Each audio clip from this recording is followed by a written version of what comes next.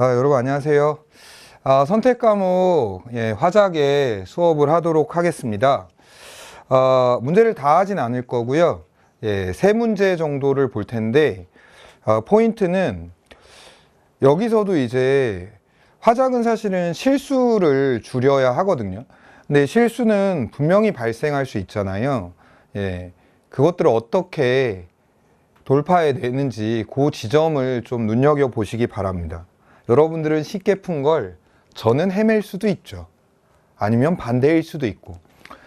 일단 36번 문제인데요. 36번에서 저는 1번을 봤을 때 이 발표에 사용된 자료의 출처, 지문에서 이걸 기억이 안 났어요.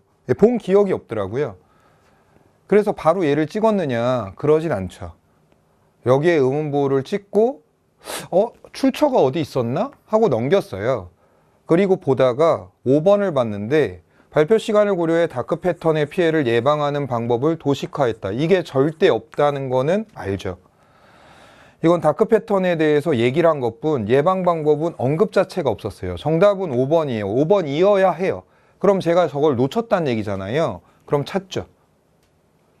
그래서 찾았습니다. 사문단 첫 번째 줄에 한국소비자원에서 발표한 자료에 따르면 사용된 출처 나왔다.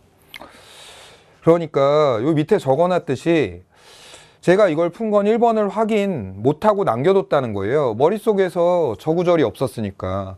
그럼 그 순간 확인하러 가느냐? 물론 바로 눈에 띄면 확인할 수도 있지만 눈에 안 띄었죠. 그렇다고 해서 쟤를 찍진 않아요. 제가 확인 못했을 수도 있으니까.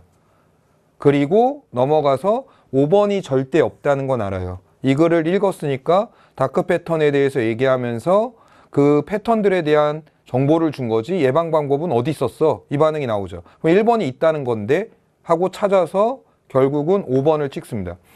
그러니까 이게 빠르게라도 5개 선지를 다 보는 태도의 중요성, 이건 비단 화장뿐만이 아니라 문학에서도 특히 이 태도는 지켜야 됩니다. 비문학은 분명히 독해력의 영역이기 때문에 본인이 확실한 정답을 확인했을 때 오히려 비문학이 바로 찍는 게 가능해요. 하지만 문학과 화작 파트는 빨리 풀기 위해서 5개를 다 보는 겁니다. 그리고 혹시 실전에서 발생할지도 모르는 자신의 실수를 보완하는 거의 유일한 방법이기도 합니다. 실전에서는. 자, 그 다음에 44번인데요. 얘도 비슷한 맥락이에요. 이게 주어진 글의 마지막 구분 A를 고쳐 썼는데 그때 고쳐 쓴 글이 보기일 때 편집장이 어떤 조언을 했겠느냐. 근데 보기를 보면 누구나 원래 글의 A에는 없던 소비자 얘기가 많이 들어가 있다는 거를 바로 확인할 수 있어요. 그래서 소비자 얘기하는 거 찾아야지 하고 갔는데 1번을 봤는데 기획연재의 의도를 살리기 위해 소비자가 기울여야 할 노력이 포함되도록 써주시면 좋겠어요.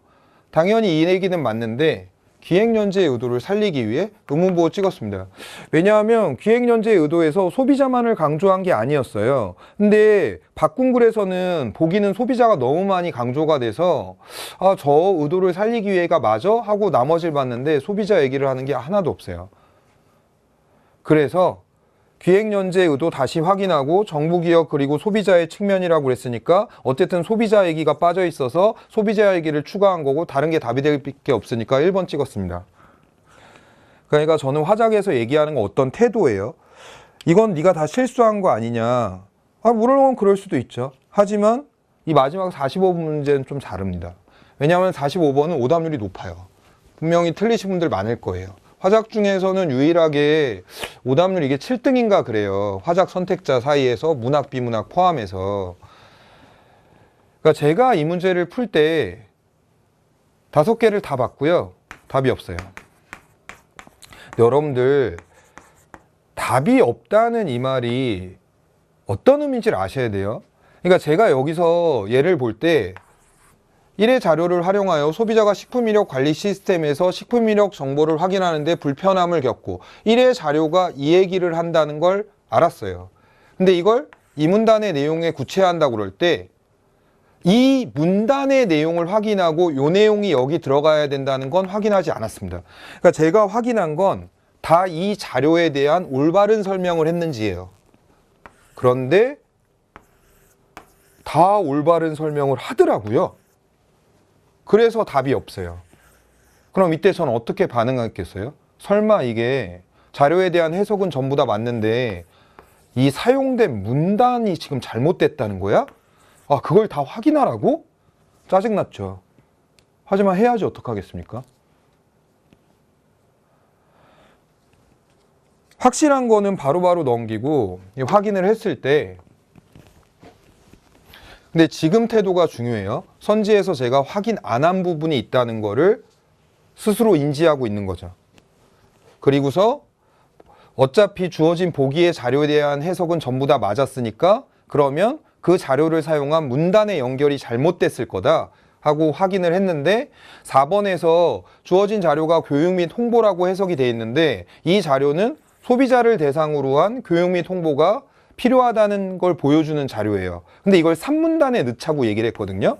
근데 3문단에서 지적한 내용은 첫째, 둘째 두 가지인데, 하나는 소비자가 이 이력을 조회할 때 방법을 간소화해야 된다는 거고, 또 하나는 참여업체 지원에 대한 이야기였어요. 그런데 이 자료는 소비자를 대상으로 교육 및 홍보하자는 거니까 참여업체 지원은 절대 이거랑 연결될 리는 없고, 이거는 소비자가 조회할 때 그 방법 자체를 간소화하자는 거지 소비자에게 이 이력 조회가 있다는 걸 교육 홍보하자는 얘기랑은 연결이 안 돼요. 그래서 4번이다. 이 문제를 푸는 이 흐름을 음미해 볼 필요는 있어요. 선지를 5개를 다 받고 내가 확인한 거에서 답을 찾을 수 없었고, 그러면 난 선지에서 이 부분을 확인하지 못했다. 따라서 확인한다. 맞아야 되니까. 여러분, 화작 짧죠? 근데 여러분들, 화작은 본인이 실수했거나 혹은 틀린 문제를 통해서 뭔가 본인의 프리 태도에 대해서 교정하고 내가 정보를 놓칠 수 있다는 가능성을 언제나 열어놓고 프리 태도를 5개의 선지를 통해서 일단 다 빠르게라도 다 보고, 답이 없을 경우에는 선지의 다른 부분을 찾아 들어가는 식으로 하는 게 가장 효율적인 건 맞아요. 시간상으로도 더 빨라요. 집착하지 않으니까. 화작 잘 준비하시기 바랍니다. 여러분 감사합니다.